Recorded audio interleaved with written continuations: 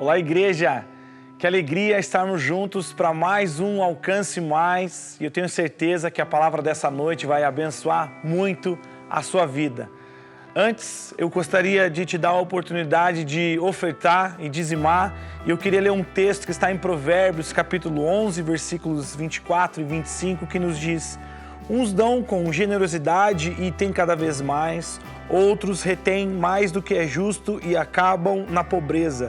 A pessoa generosa prosperará e quem dá de beber terá a sua sede saciada. Para o mundo, a prosperidade significa reter, não é verdade? Mas, à luz do texto bíblico, a gente aprende que a prosperidade está ligada à generosidade. E a generosidade, queridos, é uma característica máxima do nosso próprio Deus. Ele é o mais generoso. Não tem como sermos mais generosos que Deus, que nos entregou para nos dar a vida eterna, o seu Filho, por causa do sacrifício de Jesus, pela generosidade de Deus para conosco, nós temos vida eterna. E a generosidade é uma das características que nós, como filhos de Deus, que querem honrar o seu Pai, devemos demonstrar. Então, queridos, eu acredito que essa não seja uma escolha, isso precisa estar intrínseco em nós. Precisa ser uma característica achada em mim e em você, a generosidade. E nesse momento de dízimos, momento de oferta, é talvez uma das horas mais práticas onde a gente consegue demonstrar a característica da generosidade. O texto bíblico diz que aquele que é generoso vai prosperar. Essa prosperidade não está ligada apenas ao dinheiro, mas em todas as áreas da nossa vida. Isso, à luz do Novo Testamento, vai dizer que mais alegria tem em quem dá do que em quem recebe. Então, queridos, eu acredito que a generosidade precisa ser uma característica encontrada na minha e na sua vida. E esse momento de dízimos e ofertas é onde nós podemos expressar isso de maneira muito simples e de maneira muito prática. Está aparecendo aí no seu vídeo o número das nossas contas, o número do nosso Pix, para que você possa fazer isso com alegria. Eu quero orar por você. Pai, muito obrigado por esse momento, porque juntos podemos cultuar, mesmo que de forma online. E a minha oração, Deus, é que nesse momento de oferta, nesse momento de dízimos, o Senhor possa encontrar em nós um coração generoso, um coração disposto a abençoar. E como diz a Tua palavra, que nessa forma nós encontremos a prosperidade em todas as áreas que tanto a gente precisa. Nós consagramos os dízimos e as ofertas a Ti, Pai, em nome de Jesus. Amém.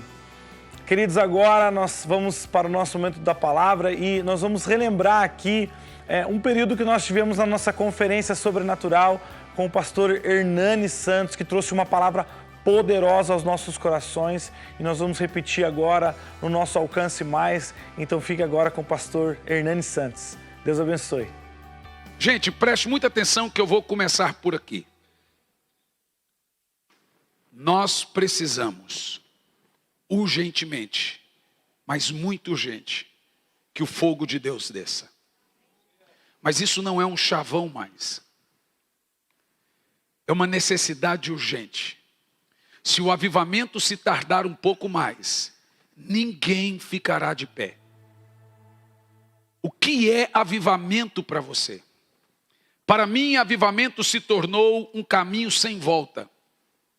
Para mim, avivamento se tornou uma estrada sem volta.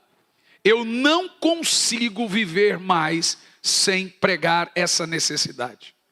O grande problema é que parte da igreja, e digo parte porque é evidente não são todos, falam sobre avivamento. Virou chavão o avivamento. Tem camisetas sobre avivamento. Todo mundo ama esse termo avivamento. Mas a maioria de nós não entendemos o contexto daquilo que nós chamamos de avivamento. Primeiro, avivamento não é um movimento.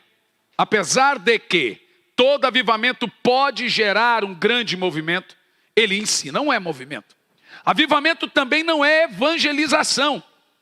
Apesar de que todo avivamento vai gerar evangelização, avivamento em si não é evangelização. Avivamento também não é um grande, mega, ultra poderoso evento. Ele pode gerar isso, mas também não é. Evangelismo é diferente de avivamento. Avivamento é uma obra de Deus na igreja. Evangelismo é uma obra da igreja no mundo. Todos os textos de avivamento estão conectados à obra de Deus com a sua noiva. É aviva a tua obra.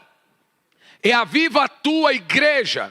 É aviva teu povo. É aviva-nos. A palavra avivamento já sugere uma coisa desesperadora.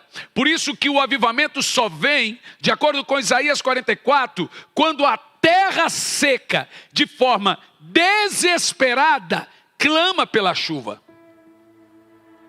Se não houver desespero da nossa parte, por isso que eu chamo de eclosão do Espírito, nenhum avivamento virá. Nós precisamos exageradamente, desesperadamente, clamar pelo fogo do alto. E eu lhe explico por quê. Preste atenção. A palavra avivamento vem da palavra recita, italiano, revival, em inglês, ou ressuscitar, em português. Então você tem que entender que o avivamento está no contexto de dar vida àquilo que esteve morto, aquilo que esteve vivo, agora está morto e precisa reviver. Isso significa que apesar de amarmos falar e fazermos avivamento, ele não vem por uma boa causa, apesar de gerar uma boa situação. Quando o avivamento vem é porque a igreja está morta ou fria. Quando o avivamento vem é porque o pecado afundou. Quando o avivamento vem é porque a igreja se desviou, se tornou herege, apostatou da fé. Antes dessa pandemia tínhamos 7 mil desigrejados, agora são 22 mil. Estamos diante da maior apostasia cristã que se pôde ver desde a idade das trevas. Toda a igreja perdeu, isso é uma pesquisa ampla no Brasil, entre 30% a 40% dos seus membros. Os irmãos agora decidiram que eles podem e devem ficar online. E se eu pude ficar um ano online, então agora, pastor, hoje eu não vou. Então assim, você pensa assim, hoje as pessoas transformaram o cristianismo em algo secundário. Se eu não tenho uma festa, se eu não tenho um aniversário, se eu não tenho alguma coisa, eu vou na igreja. Pastor hoje virou guru. Uma espécie de cigano, pai de santo. Você vai no pastor e fala, pastor, dá um passe aí. Ou tipo, pastor, lê minha mão. Se tinha uma irmã, falou, pastor, aqui é uma lista de pedido, eu preciso orar. Falei, mano, claro que eu vou orar, mas vamos orar junto. Falou, não, pastor, eu não tenho tempo para orar, mas só ore por mim. Falei, não. Peguei o pedido e falei, isso aqui é seu problema. Se você não tem tempo para orar para os seus problemas, eu também não. Mas se você orar junto, eu oro por você. Uma outra escreveu no Facebook, Senhor, fala comigo. Aí eu sou meio treteiro, fui no comentário, serva minha.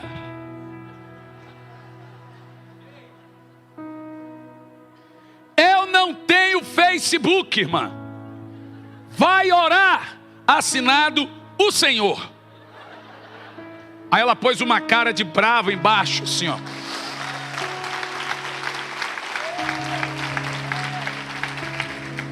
E eu pus uma de doido embaixo do comentário dela, assim, ó.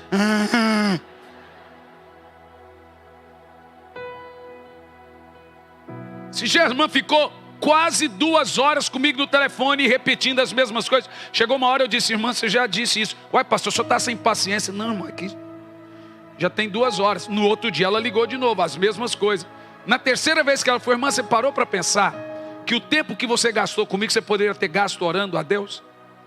Você foi falar com, não, pastor, eu estou falando com o senhor. Pois é, se você falasse com Deus, você teria a sua resposta, porque o que você precisa, só Deus pode lhe dar. Eu sou seu pastor, irmã, não sou seu guru. Mas se tornou algo mais fácil. A apostasia se instalou, os irmãos se esfriaram, não há mais paixão, não há mais vontade de orar. Crentes hoje não oram mais, gente. Pessoas hoje não se envolvem mais espiritualmente. Não há o altar para Deus dentro de nossa casa. E tem gente que pensa que oração tem a ver com, olha, eu não oro porque eu não sou da intercessão. Então, olha, pastor, oração não é minha pegada, eu não sou da intercessão. Tem gente pensando que oração é ministério. Atos capítulo 6, 4 diz: quanto a nós, nos dedicaremos à oração e ao ministério da palavra. Vê, oração é um ofício, palavra é ministério. Palavra é um ministério de poucos, oração é um ofício de todos. Oração não é ministério de intercessão. Eles oram porque amam, e você também deveria.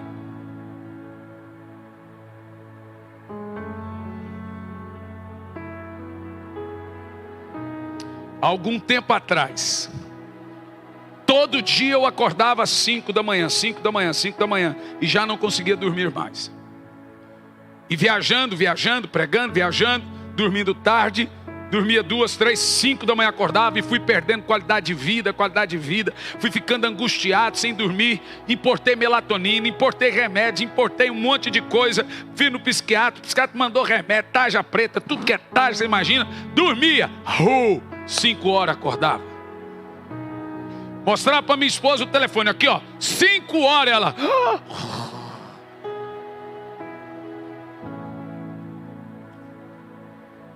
Não tinha, gente, não tinha o que me fazia dormir, e aquilo me chateava. Chegou um ponto que aquilo foi me dando depressão, angústia. Eu fui para Deus, falei: Senhor, eu não vou pregar mais. Se eu tenho doença física, eu posso pregar, mas se eu tenho doença emocional, eu não posso pregar. Quem tem problema emocional não pode subir para pregar, porque a emoção sai pela boca. Físico é diferente. Senhor, eu não vou pregar, porque o Senhor não fala comigo e também não me cura. Aí eu ouvi a voz do Senhor. Em um de meus períodos clamando a Ele, Ele disse: Hernani, seu problema não é sono. Seu problema é fome. Uai, então vou comer. Mas não é fome de comida ou bebida. É fome do meu espírito.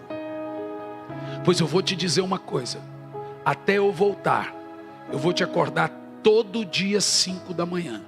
Se você vai orar ou não, o problema é seu, mas dormir você não vai. Falei: mas Senhor, eu preciso dormir 8 horas por dia. Falei: você pode dormir até 15, é só dormir mais cedo. Só que entenda, as minhas revelações, os meus grandes tesouros, não são dados àqueles que trocam a noite pelo dia. Jesus acordava alta madrugada para orar. Os apóstolos acordavam alta madrugada para orar. Esses homens, esses livros que nós lançamos, o segredo é, qual o grande segredo deles? Todos eles, Dwight Lyman Moody, orava a partir das 4 da manhã até 10 da manhã. John Wesley acordava 4h30 e orava até 8, 9, 10 da manhã. Qual é o segredo deles? Charles Finney orava das 5 às 8, às 10 da manhã. Charles Finney ganhou 4 milhões de almas, John Wesley 3 milhões de almas, Dwight Lyman Moody 4 milhões de almas. Eu nunca vi oração e fé serem decepcionados. Todo avivamento nasce sempre quando Deus quer derramar o seu poder. Ele tensiona o seu povo a uma paixão fora de controle por orar. No entanto, essa é a geração que menos tem fervor pelo Senhor. Nossos cultos são cultuais.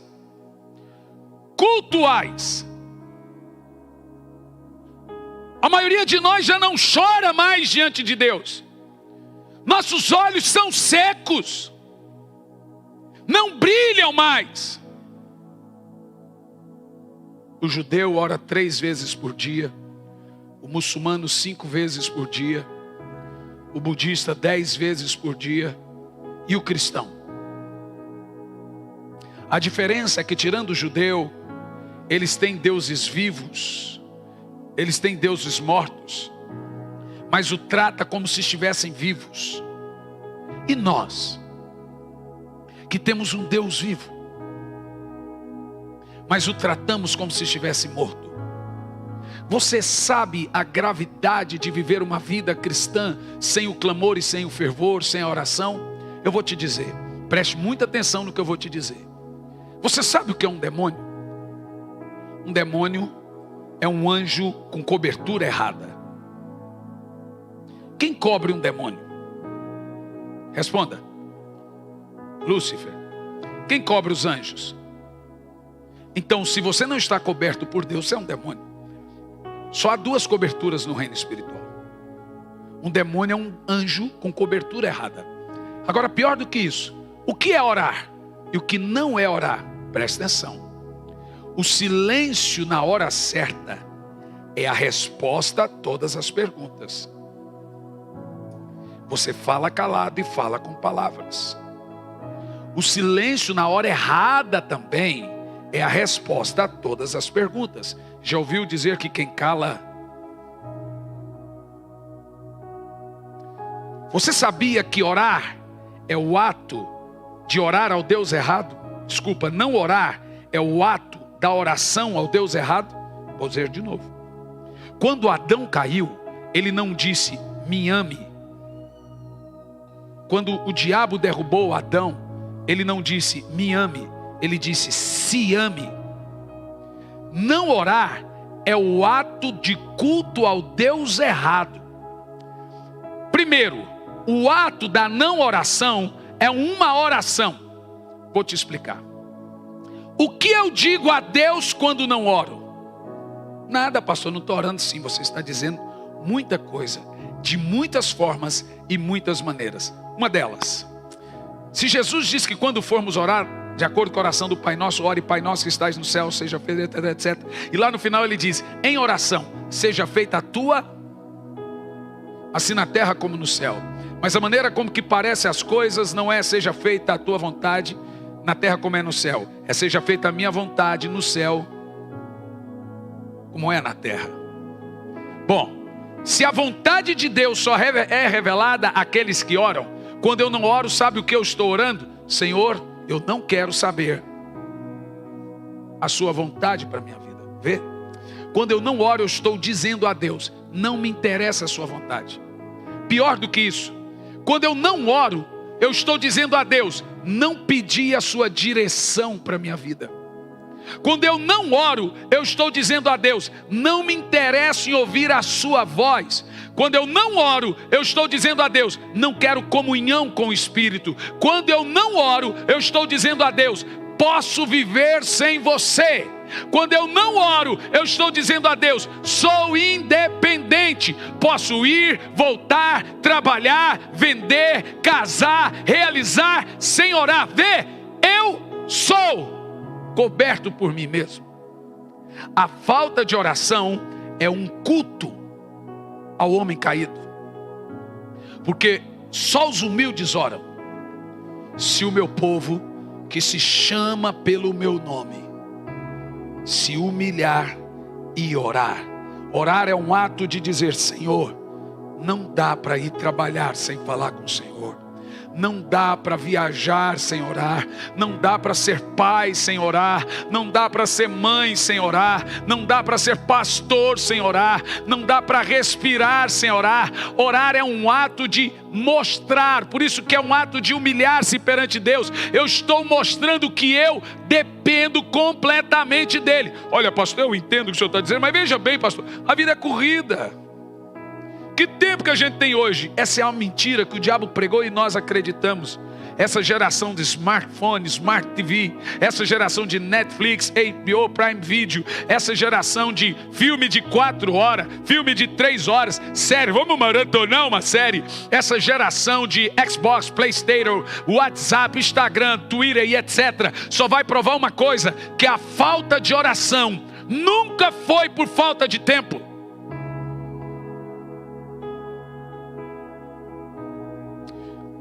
Pastor, mas Deus já sabe.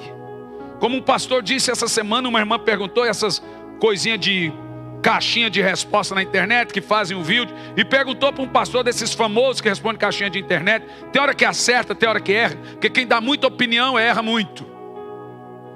E aí falou, pastor, eu não consigo orar, eu estou frio espiritualmente, eu estou em pecado. Bom, o pastor Luciano Subirá diz que sim, eu também digo que sim, eu creio que está. Que não amar a Deus de todo o coração é pecado. Mas a resposta dele eu esperava que fosse assim: não, irmã, vai orar. Eu disse: não, irmã, para de encanar com esse negócio de oração. Viva a vida leve. Nosso relacionamento com Jesus é pela fé. Esquece. Se você consegue orar, beleza. Se não consegue, apenas crê em Jesus. Daqui um pouco já estão falando que quem ora é legalista. Preste atenção na gravidade da coisa, meu irmão. Mas pastor, o Senhor Deus já sabe do meu coração. Ele já sabe do que eu quero. Irmão, preste muita atenção. A oração, ela não despersonaliza a soberania de Deus e nem diminui o seu poder. Pelo contrário, ela chancela o poder de Deus. Te explico. Quem vive de oração, vive daquilo que sai da boca de Deus. Literalmente vive da palavra de Deus. Quem não ora, não vive da palavra de Deus. Vou te explicar isso. Presta atenção. Todo o plano de Deus para a minha vida é revelado quando eu oro. Toda a vontade de Deus para a minha vida é revelado quando eu oro. Todas as armas espirituais que vêm para a minha vida vêm através da oração. É em oração que eu aciono o nome de Jesus. É em oração que eu aciono o sangue de Jesus. É em oração que eu movo as mãos de Deus. É em oração que eu aciono a fé. É em oração que eu venço as batalhas espirituais. Então, sem oração eu estou completamente sem armas espirituais. Se tudo isso que eu disse é verdade, por que eu tenho que orar? Por que eu tenho que orar muito e não é pouco? Porque o homem tem uma geração caída, ele é adâmico. Toda vez que você não vive sem orar, você vai piorando. Quando você ora, você vai melhorando. Fica sem orar, vai piorando. E será uma luta eterna, até Jesus voltar, é evidente. Agora, Deus sabe do meu coração, por isso mesmo que Ele sabe que você deveria orar. Mas pastor, se Ele já sabe, Ele sabe que eu estou aqui orando. Vou te explicar uma coisa bíblica muito poderosa, preste atenção. O povo de Israel tinha uma promessa do libertador, que Deus livraria o povo do Egito. Os 2 milhões de escravos. E às vezes eu me perguntava, se havia promessa do libertador, por que ficaram 400 anos escravos? Será que Deus via graça naquela escravidão? Não. Na fala de Deus está a resposta. Moisés, desce para livrar o meu povo, porque agora eu ouvi a oração do meu povo. Por que eles ficaram 400 anos? Porque não oravam. Mesmo havendo promessa, eles tinham que orar. Porque quando eu oro por aquilo que Deus prometeu, eu estou dizendo, creio no que Ele falou. Isso é viver da boca de Deus.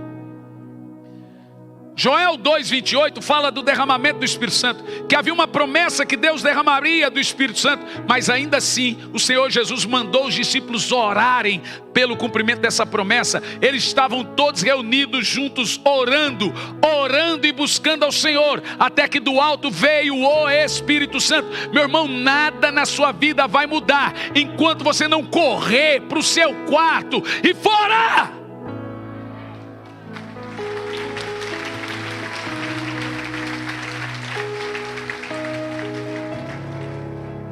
Nenhum fogo vai descer, nenhum avivamento vai descer, nenhuma família vai ser transformada, ninguém vai se converter enquanto você não decidir romper com a letargia, com a frieza, com a preguiça e for orar.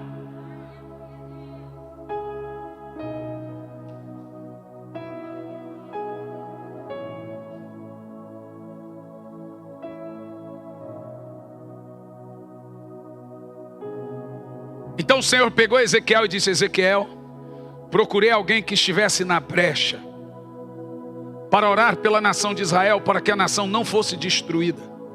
Mas como a ninguém encontrei, a nação foi destruída. Jesus mesmo disse, ore para o Senhor da seara, para enviar obreiros à seara. Deus pode salvar o mundo sem você orar, mas Ele decidiu esperar você orar por isso. É uma escolha dele, é soberania dele, é uma linguagem dele. Ele decidiu que você tem que orar pela salvação das pessoas. Isso não diminui ele, muito pelo contrário, saiu da boca dele. Jesus disse: batei, pedi, buscai. A Bíblia nos ensina a clamar para receber. O apóstolo Paulo fala: orai sem cessar. Literalmente, gente, não há cristianismo sem vida de oração, porque não há relacionamento sem comunicação.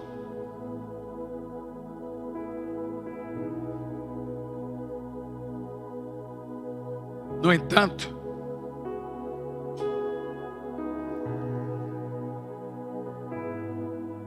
quando eu tinha os meus 12 para 13 anos de idade, minha mãe saiu de casa quando eu tinha 9, ela foi embora, não voltou nunca mais, e nos deixou na Rua da Amargura. Eu morava numa rodoviária na cidade do Gama, numa caixa de papelão, e todo dia, no final da tarde para a noite, eu entrava dentro dessa caixa e cobria a caixa e ficava ali. E antes de eu dormir, eu falava com Deus. E a minha única oração era: Senhor, não me deixa sozinho. Então durante o dia eu vendia água no trânsito, engraxava sapato, pedia esmola. Eu fui aprender a ler e escrever com 19 anos de idade. Fui terminar os meus estudos com 23 anos de idade. Terminei, concluí, fiz 2 faculdades, me casei com uma professora. Fui mendigo na rodoviária, vendia as coisas no sinal e morava dentro da caixa de papelão. Mais de 30 anos, vivendo uma vida de mendigo, de órfão. Não teve um dia na minha vida que eu não orei pela salvação e conversão da minha mãe. Eu nem orava para ter relacionamento com ela. Eu nem orava para falar com ela. Ela nunca quis se relacionar com os filhos, vivia sozinha, nunca quis se relacionar com netos. Então eu nem orava por isso. Eu orava todo dia na minha vida: Senhor, salva a minha mãe. Não deixa a minha mãe ir para o inferno. Ela é uma pessoa muito amarga, muito dura. Oração e fé nunca foram desapontados. 20 de outubro do ano passado, estava eu e meu filho em Vitória, no Espírito Santo. Na noite que precedia o nosso voo para Curitiba, entrou no meu quarto um homem. Eu vi quando pesou a cama e ele disse: eu sou o homem Gabriel. Eu não consegui me mover. E ele disse: eu tenho algumas coisas que você precisa anotar, porque ao sair daqui eu vou falar com a sua mãe. Ele disse: eu vou curar a sua mãe. Eu vou restaurar ela completamente. Porque a oração, gente, é um depósito. Quando você está orando, você está pondo lá, você está pondo lá. Você não vê resultado na hora, mas chega uma hora que você vai lá e saca tudo.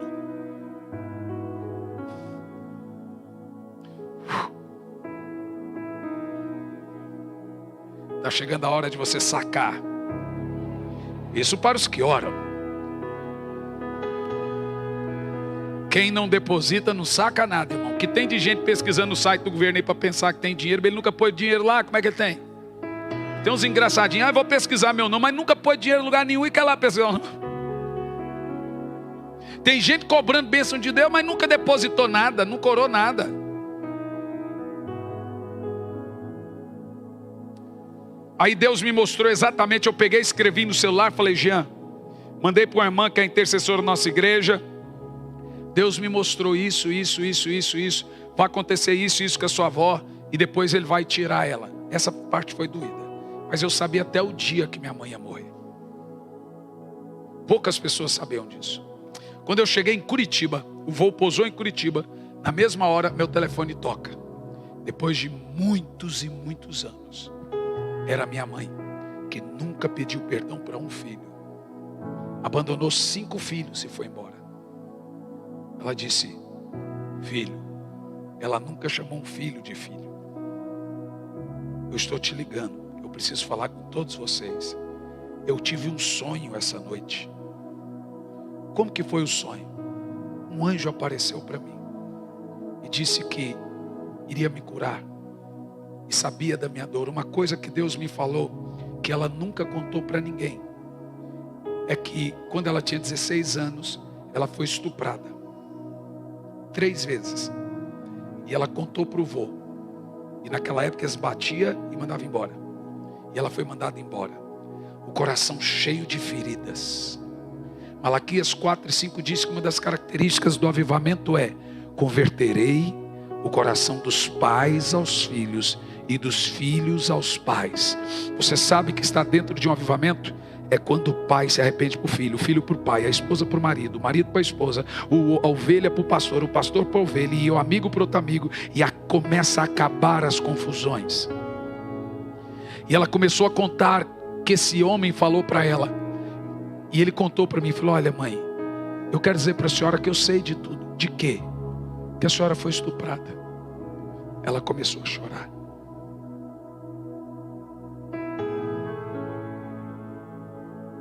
Que a senhora foi espancada.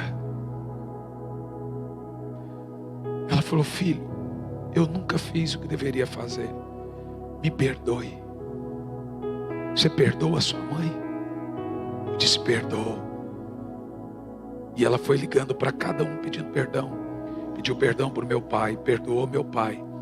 Agora de 20 de outubro até o dia de sua partida, 3 meses e 4 dias, todos os dias ela acordava e orava comigo às 5 da manhã e mandava mensagem: e aí, vamos lá?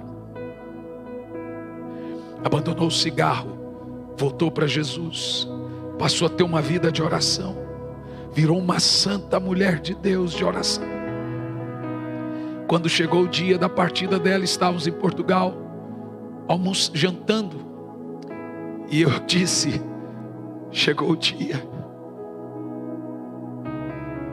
Você está torcendo pela morte da sua mãe? Eu falei: não, hoje é o dia que ela morre. Como assim? Quando chegamos no apartamento onde estávamos hospedados, o telefone toca e ele diz: o marido dela, Hernani, sua mãe acabou de morrer, 61 anos de idade. Eu disse: eu sabia.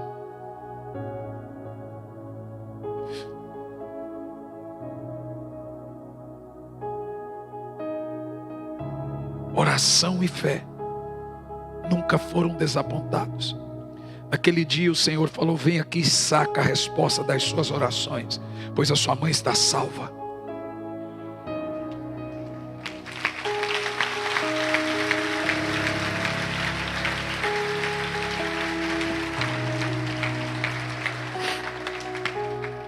Pois você sabe agora por que eu tenho orado? Por um grande avivamento na igreja do Senhor. Eu peguei 2 jovens se beijando no banheiro da igreja, 2 adolescentes. Cheguei dos Estados Unidos, uma menina acabou de sair do hospital psiquiátrico com 12 anos, os pulsos tudo cortado. A promessa de Deus não é que nossos filhos seriam rebeldes, seriam suicidas. A promessa é que nossos filhos seriam profetas. A promessa não é que os velhos teriam demência, Alzheimer, depressão. É que eles iriam realizar sonhos. Eu não aceito isso. Eu estou desesperado por um avivamento. Porque se esse avivamento vier, a geração dos nossos filhos não terá mundo cristão, não terá cultura de Cristo, não terá evangelho. Toda geração tem que ter seu avivamento e seu Pentecoste. Por isso que eu tenho que dizer que tem que haver desespero em você pela água, pela chuva, pelo fogo de Deus. Estava pregando nos Estados Unidos, penso que no mês de dezembro, e eu estou vivendo tanta coisa assim que não dá para mensurar ou explicar, mas vou tentar te explicar algumas coisas. E de repente uma garotinha de aproximadamente uns 4 anos no colo da mãe dormindo, e eu pregando, e a minha mensagem é única em quase 3 anos, é essa: Daqui a pouco a criança começou a orar em línguas. Ela estava dormindo e acordou orando em línguas. Agora, ontem em Brasília, uma criança de 2 anos de idade foi batizada com o Espírito Santo e começou a profetizar. 2 anos de idade.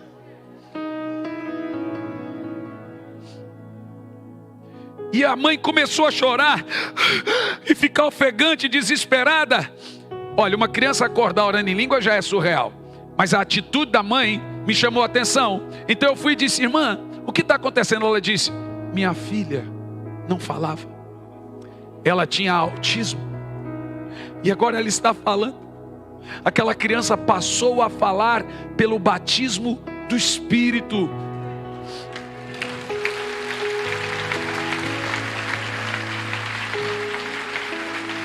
No mês de julho, eu estava pregando no Peru. O único lugar que estava aberto, o país inteiro de lockdown. Eu recebi o convite do governo do Peru para ir pregar no local do governo para todas as igrejas.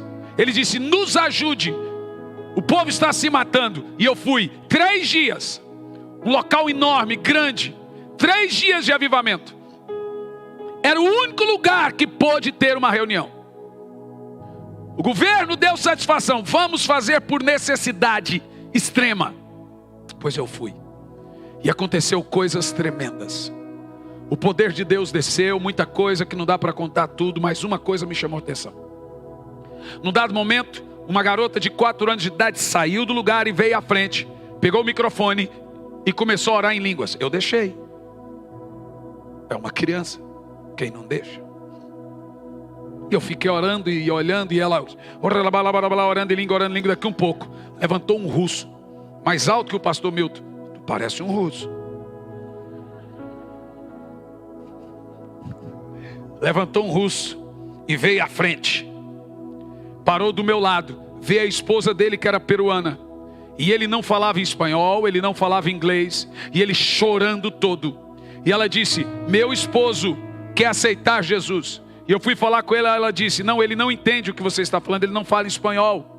Fui falar inglês também, ele não fala inglês. Falei: então como que ele quer aceitar Jesus? Ele entendeu o que eu preguei? Ela falou: não. Então como ele está vindo? Porque ela está pregando em russo. Tudo que você está pregando em espanhol está saindo da boca dela em russo. Eu falei: gente, peraí, ela não está falando em russo. Tá sim. Gente, essa menina está em russo? Não. Estava orando em línguas. Sim, mas o Espírito Santo entrou dentro da cabeça dele e interpretava para ele em russo tudo que ela pregava em línguas.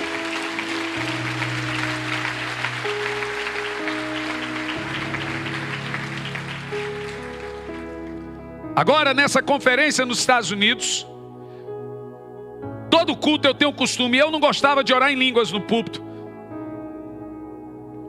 Eu orava mais de forma tímida e o Espírito Santo começou a falar: todo culto você precisa orar em línguas. Mas Senhor, qual sentido faz? Ora em línguas, só obedece. Então eu começo o culto e oro. Nós vamos orar em língua 3, 4 minutos. E viajei. Quando eu cheguei nos Estados Unidos, veio um pastor filipino com a sua esposa e um casal de discípulos. Ele é responsável por 180 igrejas na Indonésia e na Filipinas. Ele estava zapeando, se diz, na internet, e de repente ele achou o vídeo, o culto. E quando ele abriu, olha o que ele me disse: Deus me mandou vir a Miami. Falei: como? Aquele evento em Miami não tinha nenhum brasileiro. Era um evento muito grande de igreja americana e latina. E ele disse: olha aqui, esse vídeo. O Senhor está dizendo: saia e vá com a sua família a Miami. Está aqui falando o meu idioma. Eu falei: não. Está falando, mas não. Eu estou orando em línguas. Sim, mas aqui eu e minha esposa entendemos. Cris, vai a Miami se encontrar com o pastor Hernani, que eu tenho algo para vocês. Eu falei: rapaz, eu não disse isso não. Amor, não disse? Sim, está dizendo: vai a Miami, Você sabe, em Atos capítulo 2, tinha 17 nações ali reunidas. 17, árabes, gregos, romanos, cretenses, Ponto, Panfilha, Cirene, egípcios. Gente, 17 nações, mais de 10 idiomas. Como que Pedro pregou em aramaico e 5.000 se converteu?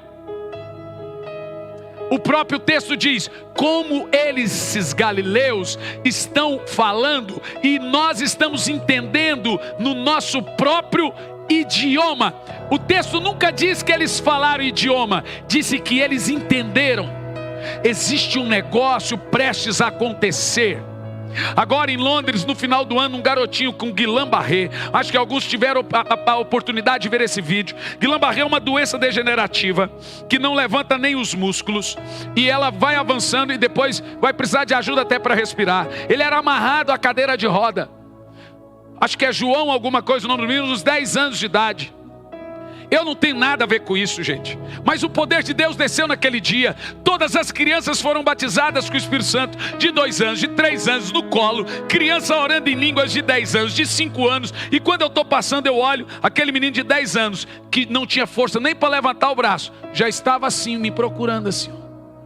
Eu olhei para a perna dele, olhei para ele. Falei, você quer andar? Quero. Então venha. O menino só levantou e veio. Daqui um pouco ele começa a levantar as mãos. Mas isso não foi o melhor. O melhor é ele pegar o microfone, fazer o apelo, e todo mundo que não tinha Jesus ali se converteu.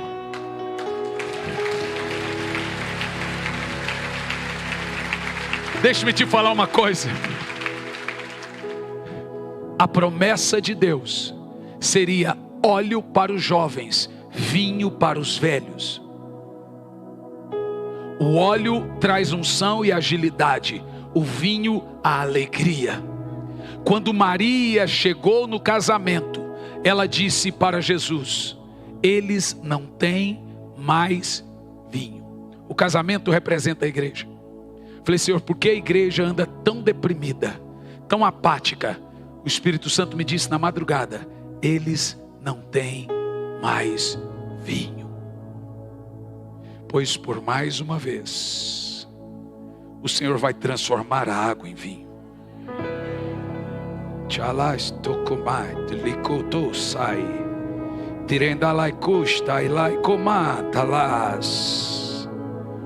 Agora em Fortaleza, a Igreja da Paz, um pastor que tinha tentado suicídio algumas vezes, sentou na minha frente. Isso foi durante a pandemia. Eu assentei, saí, assentei do lado dele. Ele disse, eu não tenho mais alegria. Eu falei, Senhor, eu já vi o Senhor realizar muitos milagres. E o Senhor disse que se crêssemos no Senhor, faríamos as mesmas obras, ou maiores. Eu já vi mortos ressuscitarem. Mas agora está na hora do Senhor transformar água em vinho.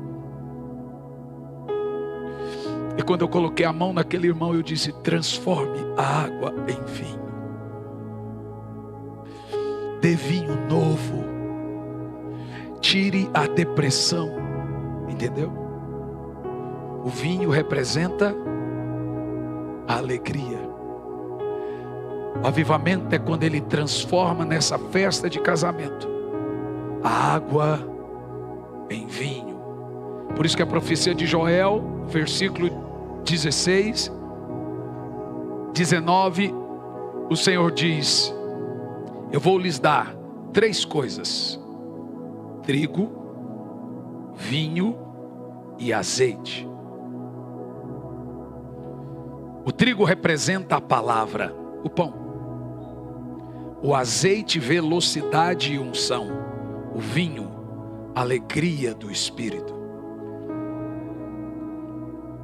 Agora, em Boston, eu penso que é. Uma senhora de 89 anos se levantou e sentava na cadeira e fazia... Parecia que estava bêbada. Falou, que velho sem vergonha. E gritava. E levantava. Eu fui até ela e disse, o que se passa? Ela disse, uau! E sentava, e levantava, e levantava. E, gente, fez para ti, senhora. Falei, o que se passa? Ela disse, uau, estou me lembrando de tudo. E o marido já abraçou os filhos, e ela ria e ria, e eles abraçaram, e ela começou a falar nome de neto e tal. Falei, o que está acontecendo? Diz, pastor, ela tinha Alzheimer, e agora ela está lembrando de todos. O que aconteceu? O vinho novo veio sobre ela, e ela foi tomada de um espírito que redobrou a memória dela. Nabucodonosor teve um período de Alzheimer, comeu mato, mas diz a Bíblia que depois redobrou a sua memória e ele glorificou ao Senhor.